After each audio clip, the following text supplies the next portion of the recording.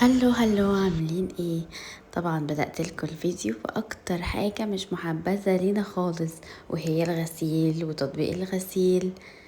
بس النهاردة بقى كان يوم الروتين بقى بتاعنا والتنظيفات. بس فلمينا الغسيل وطبقناه، وهنكنس بقى البيت كله.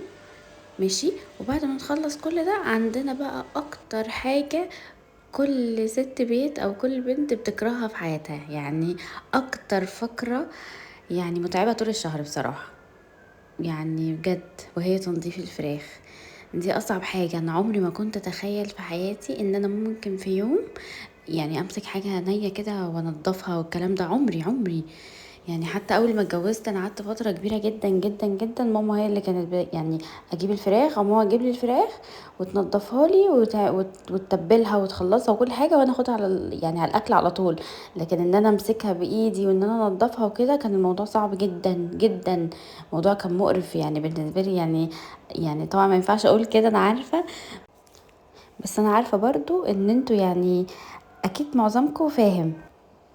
احنا كلنا يعني انا متاكده ان احنا كلنا كده، يعني اي واحده فينا لما بتيجي تتجوز او كده، دي اكتر حاجه بتبقى شايله همها تنظيف الفراخ، او مثلا تمسك اي اكل وهو ني. عامه احنا مش متعودين على كده، فالموضوع بيبقى صعب جدا جدا جدا.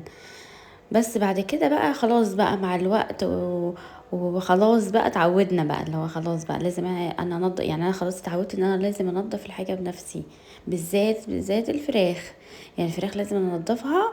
يعني انا دايما لما اكل فراخ عند اي حد ببقى ايه، متحفظه شويه، اللي هو خايفه بقى يا ترى مغسوله ازاي، منقوعه، طب نضيفه، اتغسلت كويس. عارفين انتوا بقى الهوس ده. فخلاص بقى اللي هو انا بقيت لازم انا اللي اغسلها كويس وانقعها كويس جدا جدا جدا، عشان يعني الفراخ بالذات بتبقى صعبة يعني. بس فهنا جبت الوراك. احنا مش بنحب الصدور خالص خالص، مفيش حد عندي هنا في البيت بناكل صدور نهائي.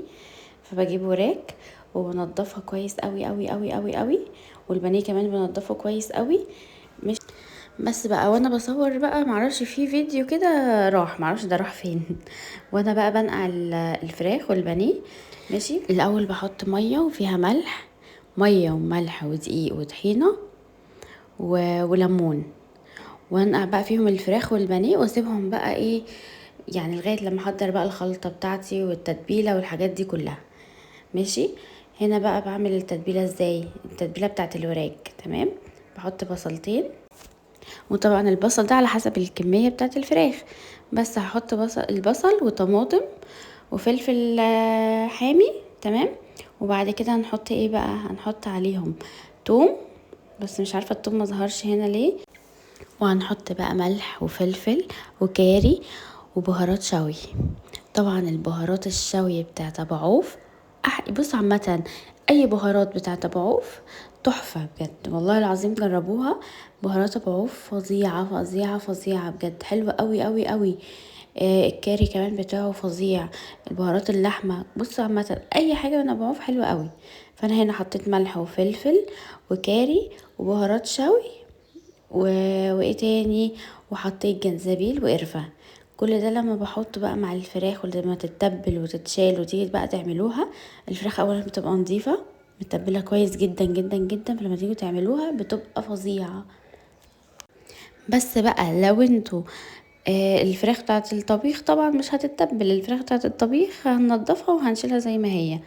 بس عشان انا اصلا مش معظم الوقت بعمل طبيخ، يعني مش يعني عشان طول الوقت مثلا بناكل الطبيخ عند ماما او عند طنط او كده، فمش بعمل طبيخ دايما في البيت.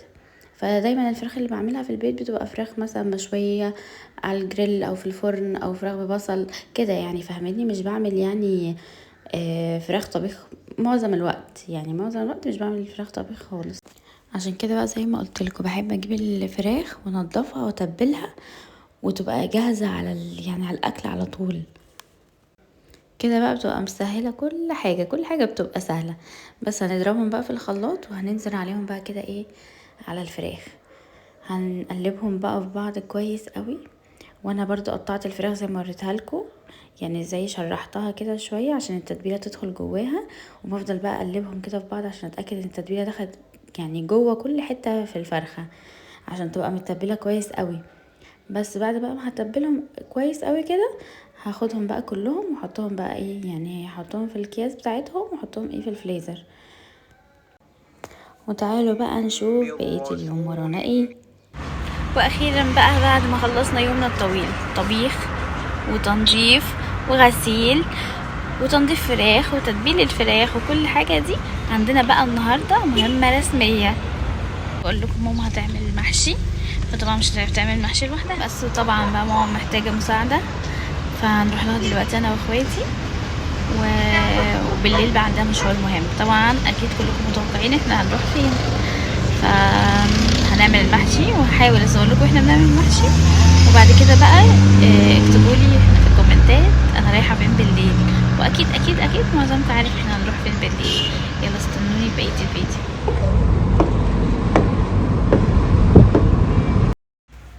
وهنا بقى واحنا طالعين عند ماما، طلعت بقى لقيتها بصوا مجهزه كل حاجه، عملت الخلطه وعملت الكرنب وقورت كل حاجه. بصوا يعني والله العظيم احنا اللي تعبنها معانا، يعني كل حاجه جاهزه. بصوا هنا ماما حاطه دبس رمان، وبتحط زبده كتير جدا جدا في المحشي وزيت بقى وكده ودبس رمان. ده مش دايما كل الناس بتحطه، بس احنا بنحب نحطه في المحشي قوي. هنا بقى كنت بسأل ماما يعني هي عملت الخلطة ازاي عشان اقولها لكم بالظبط، لان طبعا كل حد بيعمل خلطة المحشي دي غير التاني خالص، بس احنا طبعا بنعملها زي ماما، بس برضو اتأكدت من الطريقة بالظبط عشان دلوقتي نقطع البصل ماشي، عشان احنا بنفرش الورق عنب من تحت بصل، ونقطع شرايح ليمون، لكن مش بنعصر الليمون، عشان لما بنعصر الليمون بيخلي الورق العنب لونه غامق مش بيبقى زيتوني كده، فبنحط بصل وجزر ونقطع ايه شرايح ليمون. واحنا بقى بنحشي الورق العنب هوريكم بيتحشي ازاي. بصوا بقى الخلطه اتعملت ازاي. قطعنا بصل تمام، حطيناه في الكبه، وبعد ما طلعناه من الكبه بنحط عليه كمون وملح وفلفل اسود ماشي. وبعد ما نحط ملح وكمون وفلفل اسود بندعكهم في بعض كده، يعني بنقلب البصل مع البهارات دي مع بعض، فاهمين؟ وبعد كده بنبقى عصرين الطماطم، وبعد كده بننزل بالبصل في الحله يدبل بس شويه، ننزل عليه بالطماطم كده، دي التسبيكه بتاعت المحشي. بعد كده بقى بنقطع خضره كتير، احنا بنحب الخضره تبقى كتير، وبنغسل الرز وبنحط بقى التسبيكه لما بتخلص على الرز والخضره ونقلبهم في بعض. البهارات اللي بنحطها كمون وكزبره وفلفل اسود وشطه وملح ودبس رمان، بس بقى ده على حسب بقى ذوق كل واحد. الشطه مش بنحطها غير يعني ايه، هوريكم دلوقتي، بس الشطه مش بنحطها في الطبق اللي هو الكبير، الشطه بنطلع يعني احنا في مننا حبه بيحبوا الحاجه سبايسي وحبه لا، فاحنا لما بنيجي بنحط الطبق الكبير ده بيبقى فيه ايه اللي هو الملح والحاجه كده عادي، لكن بنعمل مثلا في طبق صغير زي كده نحط فيه الشطه والحاجه اللي احنا عايزينها، ده بيبقى السبايسي وده اللي بيبقى عادي. بس فعشان في جزء بيحب حاجات حاميه وحاجات بيحب حاجات مش حاميه، فاحنا بنقسم بقى كله كده. صح نسيت اقول لكم حاجه، ماما طلعت مصر عشان تقولها لي، نسينا نحط يعني بعد ما بنخلص البصل والصلصه والحاجات دي كلها بنقطع بصل على الوش برضو، نعمل فيه نفس الحكايه، بنحط فيه كمون وكزبره والحاجات دي ونحط بقى على الوش، هو اللي يعني هو ني، فاهمين؟ يعني بعد ما الخلطه تخلص خالص بتاعه المحشي زي كده بنحط بقى على الوش البصل اللي هو اللي انا بقول لكم عليه، بنقطع بصل مكعبات ونحطه على الوش، بس بيبقى عليه بقى ملح وكمون وكزبره والحاجات دي برضو تاني.